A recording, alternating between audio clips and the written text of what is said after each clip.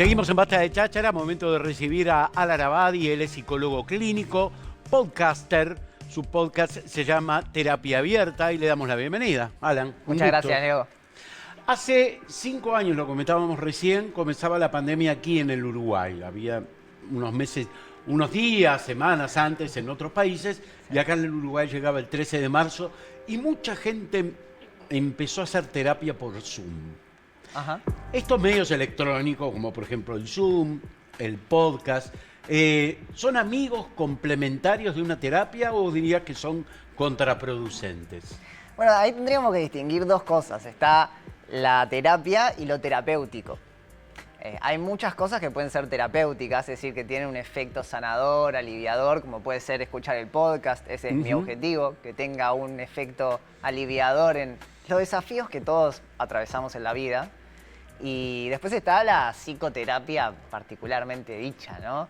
Que es un proceso que está específicamente orientado a sanar algo que traiga a la persona.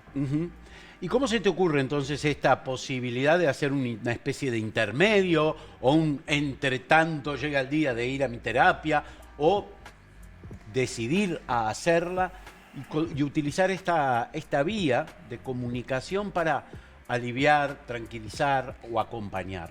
Y fue un poco así, porque yo pensaba, ok, la psicoterapia tiene un efecto, es un trabajo muy focalizado en una persona, muy al detalle. Por lo menos así trabajamos en la psicoterapia psicoanalítica, que es la que yo practico. Y no todo el mundo va a la terapia. Y la terapia yo no diría que es para todo el mundo, porque es como someterse a una especie de cirugía de mente.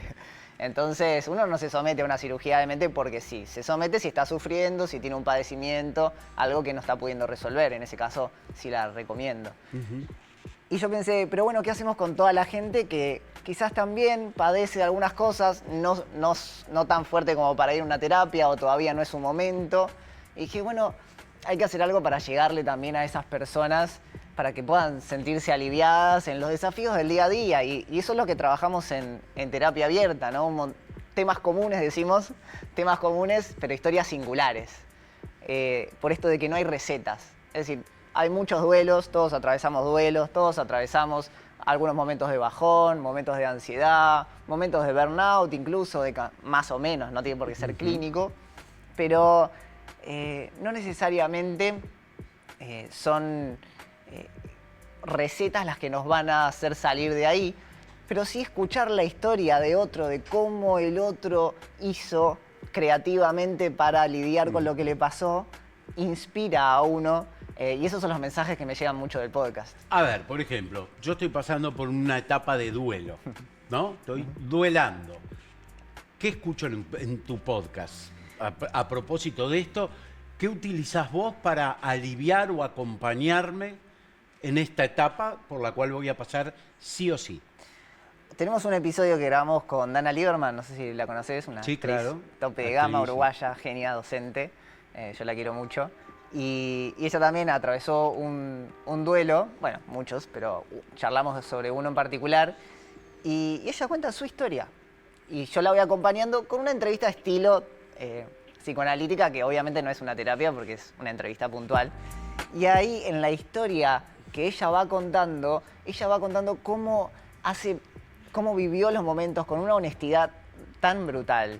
Y qué hizo con esos momentos de duelo, como por ejemplo hacer su obra de teatro Anami, que para mí es la mejor obra que yo vi en mi vida de teatro.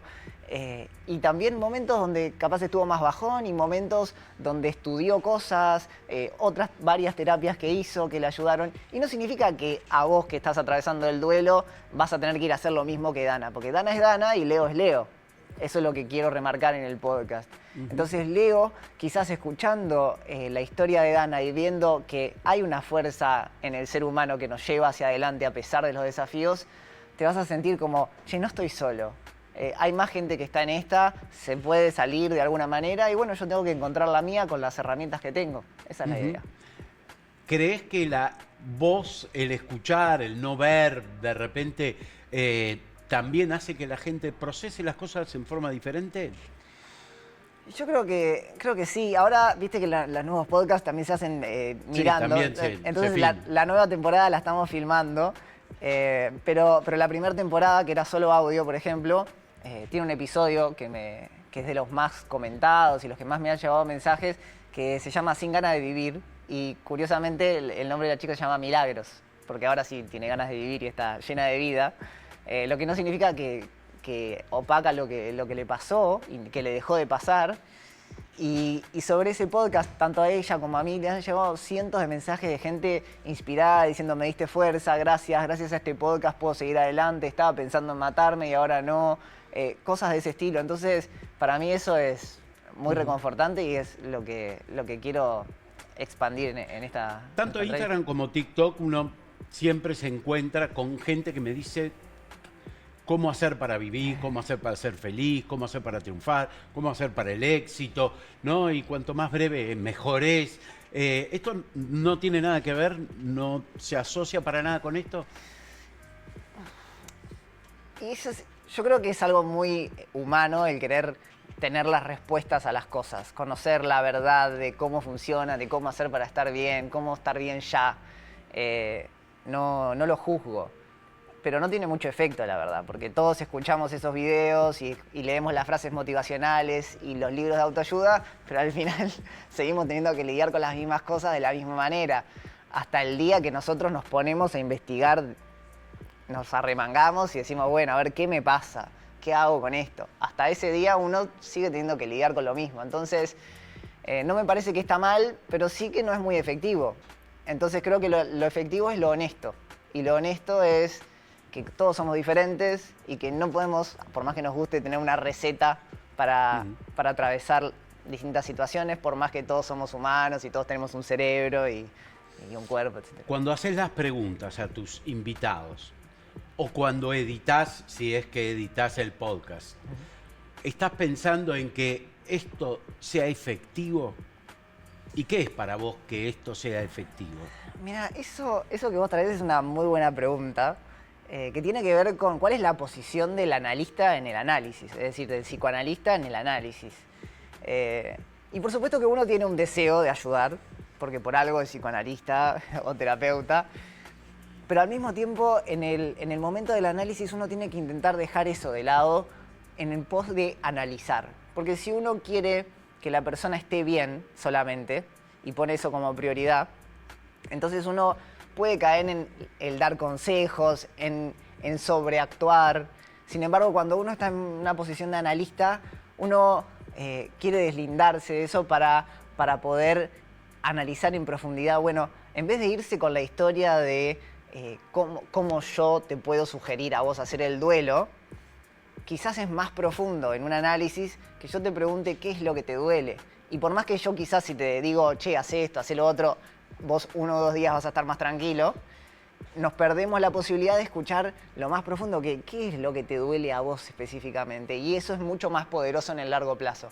Entonces, si bien yo tengo esta cosa de querer ayudar, y lo digo incluso en la introducción del podcast, que a mí me encantaría tener las respuestas para todo, entiendo que no las tengo y entonces lo mejor que puedo hacer es preguntar más que dar consejos. Se ha puesto de moda, y cuando digo de moda lo digo en el mejor sentido, o sea, sin vueltas, ¿no? Cuando algo está de moda, que es, bueno, hoy le presto atención, mañana ya lo tiro y ya no me importa nada. El tema de la salud mental, porque hasta antes del 2020 vos decías a alguien: ¿por qué no haces terapia? No, terapia no quiero ir a llorar, no quiero estar 2 años charlando con alguien, para eso converso con mis amigos, le hablo a mi hermana que me entiende mejor, converso con mi mujer. Y a partir de, seguro de la pandemia, ya la imagen de la necesidad de un terapeuta, de un ámbito terapéutico, cambió. Esa es mi impresión. Sí, no sé qué significa que se puso de moda, pero sí que está más aceptado culturalmente, está más... capaz que si eso significa estar de moda, sí. Quizás es una moda buena el hecho de darnos cuenta que nuestros problemas que nos aquejan en nuestros fueros internos no se van a resolver solos. Entonces, hay algo que hacer. A veces nos sale sin ayuda y a veces precisamos ayuda. Es decir, no es que no vas a sobrevivir sin ayuda, pero vas a vivir mucho mejor con ayuda, quizás. Entonces, me parece que es una buena cosa, que esté más aceptado y que no sea una cosa de locos. Por eso te iba a decir, en mi historia de vida tengo 60, para la generación de mis padres ir al psicólogo era de loco. Tenía un problema ya bravo. Te amenazaban, Sin embargo, ¿te acordás? mandaban a sus hijos, a mí, a un psicólogo, ¿no? Como para ver, vocacional, en fin, no lo veían mal para sus hijos. Luego, y la terapia estaba bien visto. Después ya, no, esto yo quiero algo más rápido. E incluso hay formas o escuelas terapéuticas que te dicen, no, acá trabajamos 3 meses, un año ya es demasiado. A esta generación, me pongo la misma que la tuya, nos pasa de darnos cuenta que heredamos un montón de problemas que, si miramos para atrás, venían de nuestros padres, de nuestros abuelos. A mi papá le pasó lo mismo, a mi abuela le pasó lo mismo, a mi tatarabuela le pasó lo mismo. Entonces, yo creo que esta generación se dio cuenta de que alguien tiene que hacer algo al respecto en el clan familiar, en el linaje. Porque, primero por uno mismo, porque uno padece de cosas. Yo, por ejemplo, suelo preocuparme mucho. Casualmente toda mi familia se preocupa mucho. Y yo digo, bueno, yo tengo que hacer algo por mí y también por los que van a venir después de mí, porque si no, los voy a preocupar de la misma manera. Y no es un tema de culpar de quién hizo mal, quién hizo bien, sino que, como vos decís, antes no era aceptado, no era una cuestión visible estos temas internos. Y hoy quizás porque tenemos otras comodidades que antes no, podemos dedicarnos a mirarnos hacia nosotros mismos. Y también hay otra cuestión de que nosotros vimos a nuestras generaciones pasadas no ser tan felices, no disfrutar tanto la vida. Y eso en esta generación hace mella. A veces no sale mal manejar eso, puede ser, pero yo creo que esa es una cuestión importante de esta sociedad. En el podcast, ¿hay alguna conclusión, enseñanza, mensaje? Yo siempre le pregunto a los participantes si quieren dar algún mensaje del corazón que les salga en el momento. En general, cuando grabamos el podcast es como un momento muy especial y muy lindo porque tanto la persona como yo entramos en un espacio como de conexión. Es honesto el podcast. Y entonces a mí me surge preguntarle, no pienso mucho las preguntas, tengo algunas ideas, estudio un poco algunos textos para complementar, pero me gusta fluir también con lo que va siendo de la entrevista e ir agarrando lo que trae la persona como sería en una entrevista psicoanalítica, ¿no? Un equívoco, algo que dijo sin querer, o algo que quiso decir que no dijo, algo que se olvidó. Y al final de eso, estamos en un espacio tan lindo de habernos abierto nuestro corazón al público y a nosotros mismos, que me gusta preguntarles un mensaje del corazón y suelen ser lindos mensajes. Como muy honestos, ¿no? Me acuerdo de Dana que traía, que ella al principio intentó dar un mensaje y después dijo, hagan lo que puedan, estoy con ustedes, una cosa así. Alan, ¿dónde se puede escuchar, ver tu podcast? El podcast lo buscan como Terapia Abierta en YouTube o en Spotify o en mi página web alanabadi.com. Y también me pueden seguir en Instagram, que ahí pongo un montón de cortos y ven un montón de información también sobre lo que hago, que es alanabadi.psicología. Fácil. Perfecto. Alan, un gusto conocerte. Igualmente. Un placer conversar contigo.